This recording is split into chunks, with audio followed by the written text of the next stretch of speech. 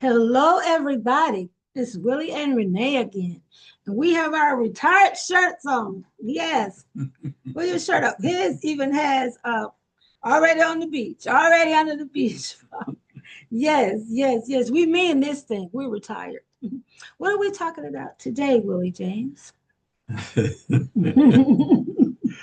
Today, we're going to talk a little bit about retirement and what people do at retirement. Okay.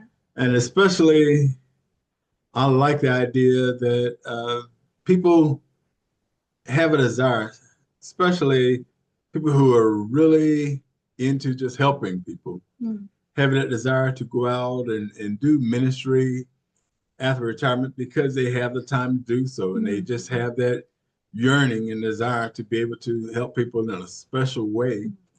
And that's something that people look at a lot and try to do it in a professional manner so that they could be even more so respected and appreciated. And the door is open wider for them. Mm. And they're not necessarily asking for pay or big pay or anything like that. Some just feel that that calling is upon their lives. And and I was surprised because I was reading some stuff and it came up about how people who are retired can go into a type of ministry that they don't even think of, during their early, working years. But in retirement years, I think it's very helpful and meaningful for people to do.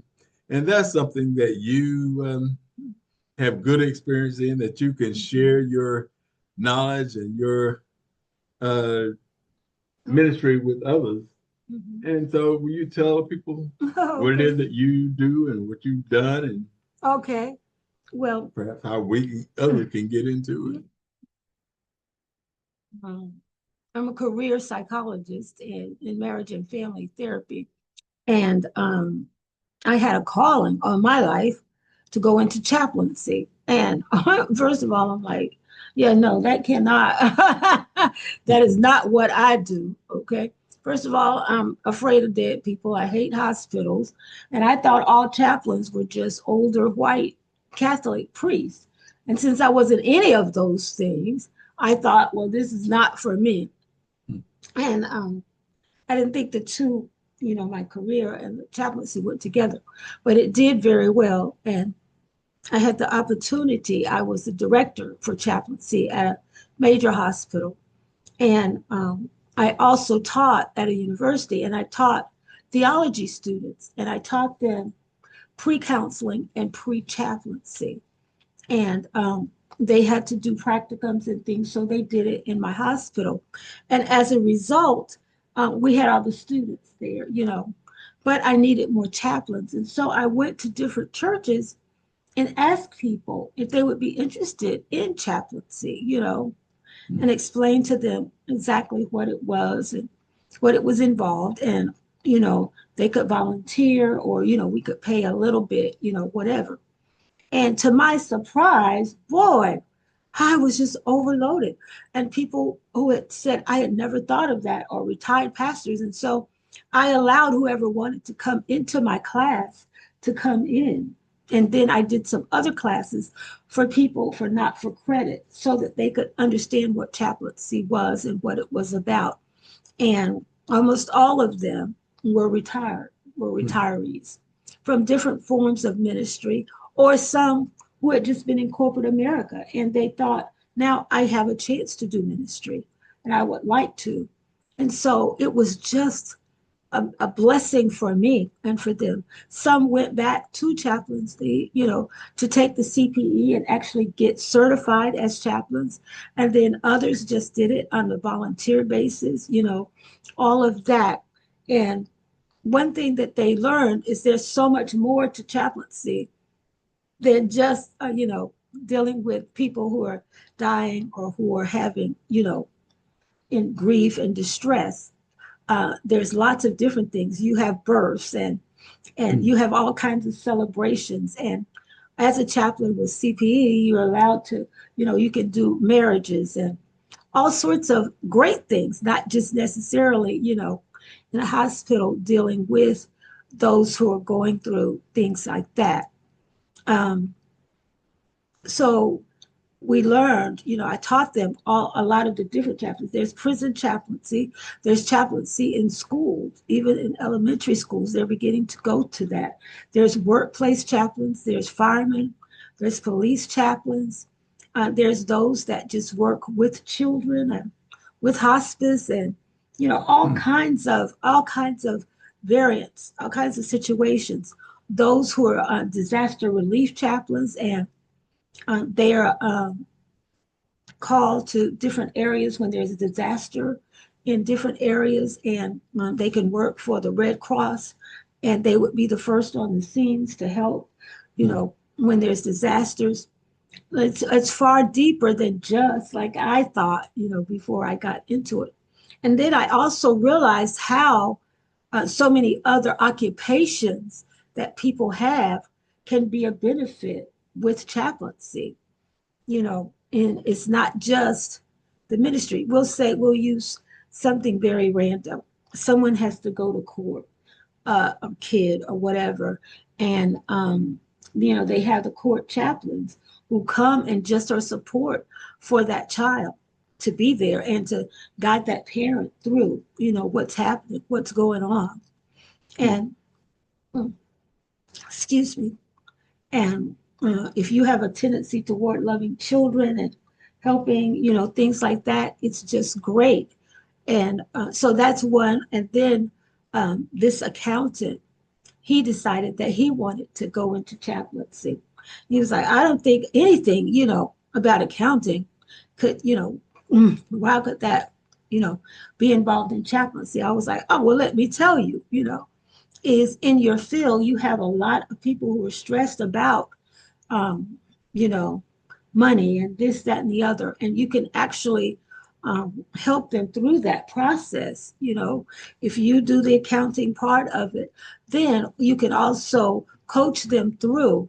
I can go with you to the IRS if you need to, for whatever the issue is there, or I can look over everything with you and be that support for you, lots of different things. And he actually went into it, and he does workplace chaplaincy, where he goes in to workplace situations. It's lots of different areas. And like I said, most of the chaplains that volunteered were retirees. And the thing that's great about that is they've had so much life experience themselves. They've been ministers all along, even if they didn't call it that, just being a support, being a listening ear. Right, right. We just didn't call it that. And then you can make good money after you've retired. You can make good money also being a chaplain. As I say, this sounds a little morbid, but you can do funerals. There's lots of places where funeral homes, and they pay very well to do a funeral because the person may be unchurched or, and want the funeral at the funeral home. And they would call me all the time. Do you have a chaplain? And we'll pay $200 or $150 for an hour or whatever.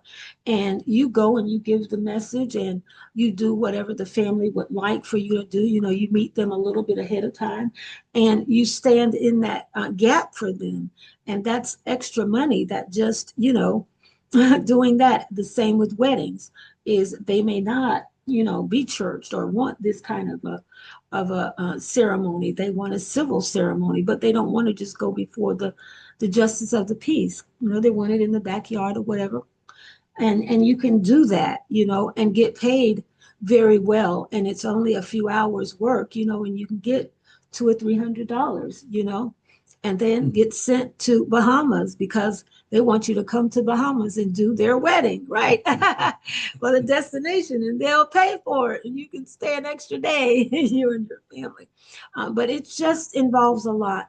And so I was led to write a manual, a guide, and it's called The Art of Visitation, for people who have been in ministry but still may want, that extra little nudge of how to handle different situations and things. It's a 50 modules of all different kinds of ways to chaplain and the situations and how to visit and all different kinds of things and what to say and what not to say.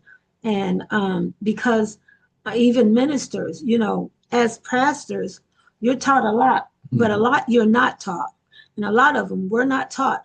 What do I say in this situation? Or how do I handle this? When you're agonizing and not knowing what to say when you walk in that hospital room or in that domestic violence situation or whatever, situation or chaplain you happen to, be in. And so this module, uh, with God's help and his guidance, I was able to write it.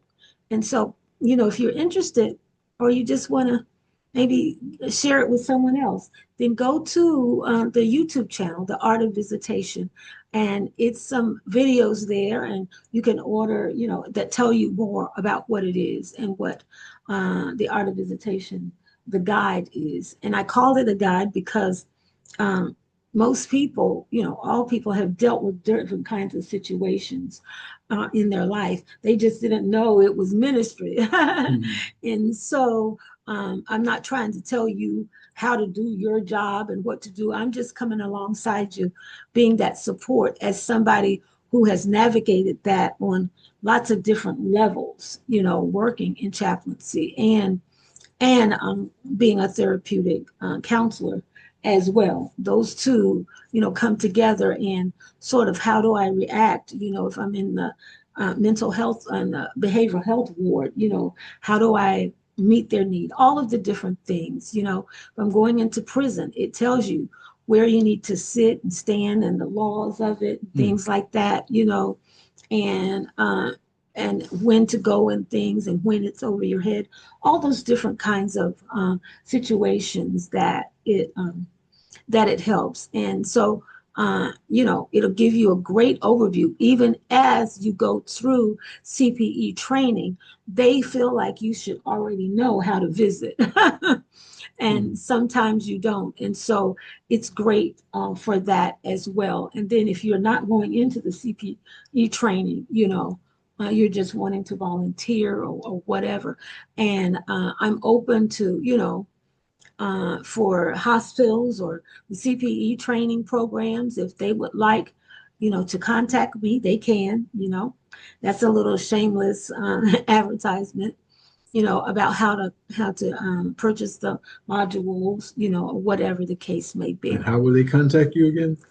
Through the Art of Visitation. You go on the channel, the Art of Visitation, and you can see, the videos, but it also has an email address there where you can email me and, ask me different questions. Okay.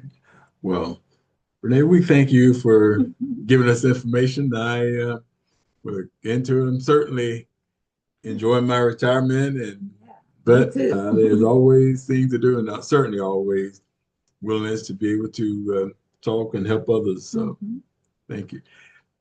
Please subscribe to our channel and give us a like on this video if you found something that was interesting to you and that you're willing to share with us or with someone else.